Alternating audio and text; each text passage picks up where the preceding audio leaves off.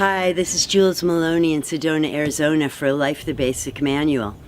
Today I'd like to talk about Sedona, Arizona as a sacred site on the planet. And I was asked the question, is Sedona sacred? Is the Sedona landscape sacred? And I would say yes to that for many reasons, which I'll talk about briefly here. But every place on the planet is sacred. Some is more sacred than others because it has been known and used in a sacred way.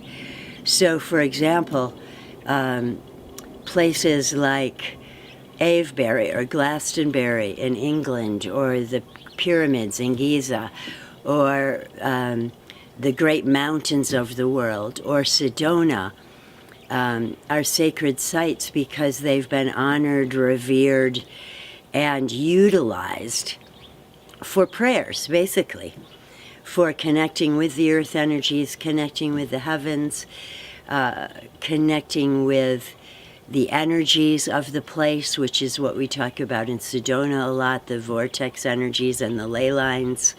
The ley lines are the rivers and streams of energy, the telluric energy within Mother Earth, that are a network of ley lines all over the planet. And where a lot of ley lines cross, or big fat ones cross, or many come together, creates vortexes, an amplification of energy that's in a spiral, because everything in nature, as the Native Americans have always said, is in a spiral unless it's interfered with, unless that energy, that natural dance of spiraling energy in all life, in every particle, in the galaxies, in the cosmos, in the moon spinning around the earth, and so on. It's all a big dance of spiraling energy.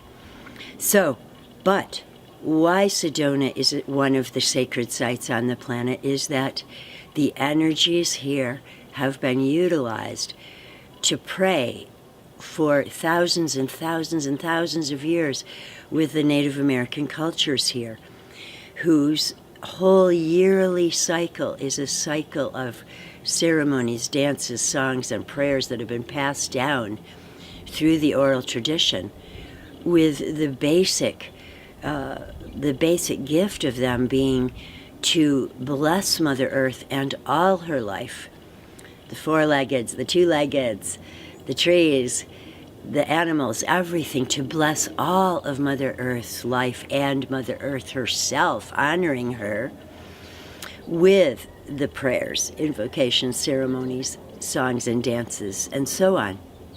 So when Sedona started becoming popular in the 80s as a sacred site on the planet because of the energies,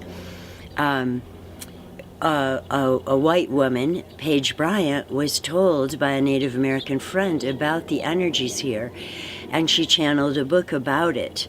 So that's what really started Sedona being known globally as a place to come to seek visions, healing, transformation, vision quest type things, insights, solutions to problems, and movement forward on one's spiritual path. Sedona has a global reputation of being a place to come for transformation and upliftment.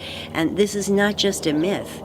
I've seen it. I've lived here for 17 years, and I've seen it affect myself and so many people. It's obvious in what it does for us. But it's a mutual thing, because we are also bringing our love, our visions for the planet, our prayers for Mother Earth here as well. So we're receiving and giving. The reason I wanted to talk about Sedona today is because through incremental change over the years, development and commercialism have more and more and more become the central focus in Sedona now. And it's at a point where the balance has tipped into too much development, too much tinkering. I call it tinkering with Sedona. And so I made a prayer that I've been passing around to visitors when I'm out and about in the Vortex sites or hiking, and also been planting around different places in Sedona and on certain Sedona websites, that we could all gather our energies and pray that everyone realizes, the residents and the visitors, remember that Sedona is not just a pretty place, it is a sacred site.